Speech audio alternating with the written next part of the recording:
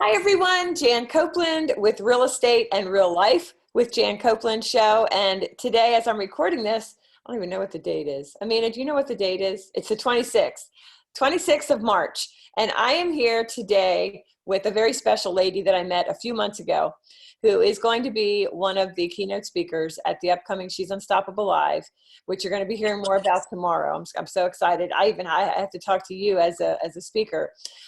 With what we're thinking of doing. But it is Amina Basic. She is the CEO of Keller Williams, Great Falls, McLean, and they have 310 agents. They did just under $1 billion in productivity in 2019. Amina is a mover and a shaker and an amazing woman. So Amina, thank you for joining me today. I'm thrilled to be with you today. Thank you so much for inviting me. Thanks, Amina. Okay, so what people may not know about you is that in these times that as we are recording this, we are in the middle of a pandemic of the coronavirus, COVID-19. And we are pretty much either staying at home, well, most of us are staying at home, working from home. And we don't really know when we're going to get back to life. I don't know about you, Amina, but I used to love just hanging out at Home Goods because I loved, decor. And it's like, when am I going to, I used to like going to Starbucks. When can I go, So there's a lot of uncertainty right now. Well, Amina endured a lot when she was in her 20s, I think 19, 20, 21, with the war in Bosnia. And so right now, here we are in the United States with people feeling isolated, people losing their jobs. We're not in routines. And we're not used to that. And I just wanted to bring Amina on to share with us what she went through when she was in Bosnia, if you would, please. Let's just start there, if you would, Amina. So I was 20 years old. I was a college student. I also worked on TV. I had pretty much a live show just like this every single day. I was on top of the world. The world was beautiful. And then one day, everything stopped. And we were in the middle of the war. The borders closed. The city was under siege, and there was no food. So I actually had a panic attack going through a grocery store here a couple of days ago, because as I was walking to freezer that was completely empty, I had a flashback from 1992.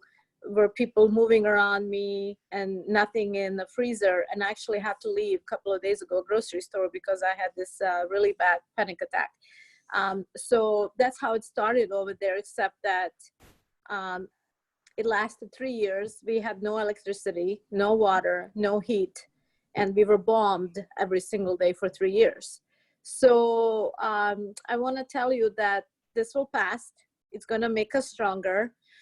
Yes, we are disconnected and we can't go to Starbucks and we can't go to do certain things, but I think we are connected like this. We are connected virtually. And I think normally you wouldn't in March spend days with your children at home and cook them their favorite meals and bake cookies with them and go to park and play with your dog. So I think every once in a while, God shows us who is really in control. Mm-hmm. And I think you have to look at it from a positive, not completely lose sense of reality. This is a bad thing. This is nothing. We haven't seen this yet. It's a bad thing. But I think if we stay safe, if we keep our sanity, our family safe, and us, this shall pass. I mean, China is on the mend. Italy probably is on the mend. Couple of days they didn't report any new cases. So I believe one day this will be behind us, and we're going to talk about it, and we're going to share stories just like you and I are now from 20 years ago, and it will make us stronger. That's right. That's right. Well, what did you learn from those experiences that helps you today? You mentioned that when you were you were approaching the frozen food and there wasn't much in there and you had a panic attack. Like, how did you get over that? How did you deal with that? So back then I was 20, so I didn't really think about it. Now I'm in my late 40s and I have children And it's a whole different mindset, because you have people you're taking care of. I have my agents, I have my staff here that works for me. So I'm still showing up for work. They didn't completely shut us down. And I'm being careful, everything that CDC suggests, and past that. But what I learned back then was that you can't just stop a life. Mm-hmm. And you can't just hide. I used to hide under a kitchen table, that was my shelter, right?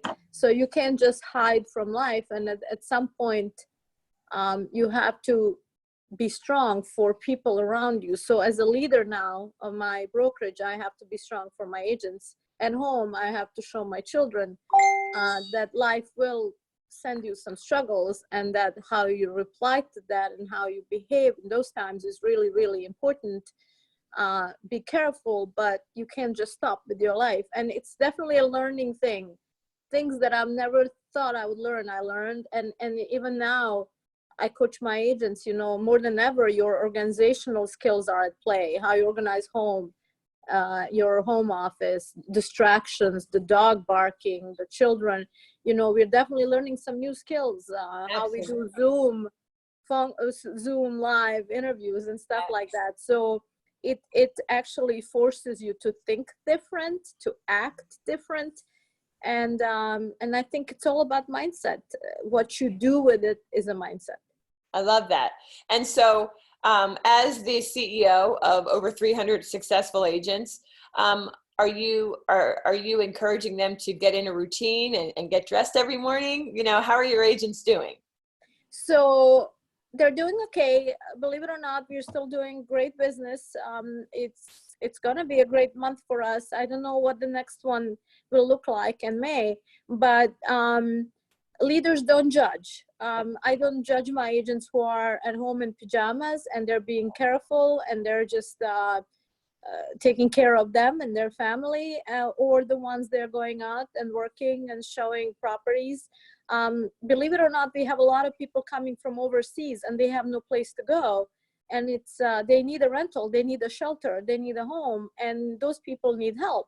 So when they call us, we're just really, really careful. We're making our own sanitizers here in this office. Our receptionist made us a bottle of sanitizer. We're making our own cleaning supplies. We're cleaning everything. We're cleaning office a couple of times a day. There are never more than a few people in the office on each side. So I don't judge either way. They're independent contractors. They're gonna decide what they want to do. Most beautiful thing about our country is that it is a choice, and it's I think it's better than most places, definitely better than Europe. So faith over fear. We choose faith over fear. I love it. I love how creative you guys are being. I just think it's amazing. And for me, every day when I have my coaching clients, like you just said, they are still putting themselves out there.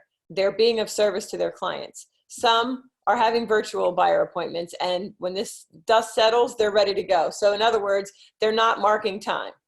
They're not just sitting there scratching their head saying, well, I guess my business is over. Now, don't get me wrong. I'm sure there are people that are going to bow out of the business just like they did in 2008. And I say, bye-bye, right? But I like what you said, that you guys are being very creative and that leaders don't judge. I think that's great. Now, the most important thing, though, that we are doing is we are offering help. We are calling our database. We're calling our neighbors. We are going to community. We're trying to support small businesses. We are calling people saying, hey, do you need anything? We have some toilet paper. We have some paper towels. We have some sanitizer. Do you need medication? Is your refill out for people that can leave? Yeah. What can we do for you? And I think if you show up as a leader and as help right now, they're going to remember you for the rest of your life. This is how you get clients for life. You show up when they need you the most. So exactly. Oh, I love that. And you show up as the calm in this craziness, in the confident that, hey, I'm still transacting business. And by the way, I've thought creatively with how I can keep you safe and me. Yeah. And, and you can show up very, as the leader, like you said, so that when the dust settles, or even right now, if somebody says, hey, I have to be transferred or I have to move, then you're the one that's going to be called. So I love that. As far as your personal life, you know, are you home? Are your kids home? Is your husband home? Like what's it like at home these days? So it's interesting. Both of my kids are at home, and one is a social butterfly, and it's very tough on him.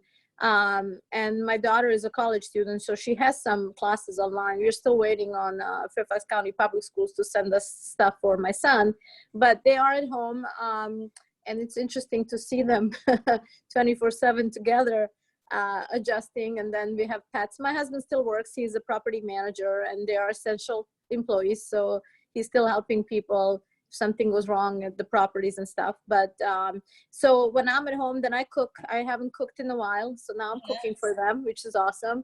And just taking it easy, reading the books, listening to podcasts. We play a lot of games, and it's just spending time together, quality time together. I think that's probably one of the best things coming out of it, is that we are together. And I feel sad for people that are not, and I feel sad for people that get ill. And I just think we have to make the best with what we can right now. That's right. That's right. Well, any parting words, you know, because there'll be agents watching this. I'm going to be putting this on my YouTube, in some of our groups. We have over 30,000 agents, and they're all women. So as one woman leader of one of the most successful, well, it's the most successful in the state of Virginia and among the top in the country, what's your message to any woman agent at this time?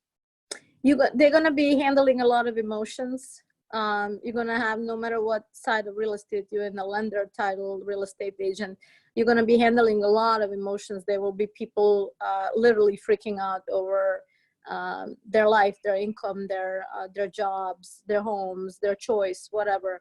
And you just have to take care of yourself first, and you have to understand that you're stronger than you think you are. We all are. And that it's a test. It's we're put to test, and take care of yourself, take care of your mental health.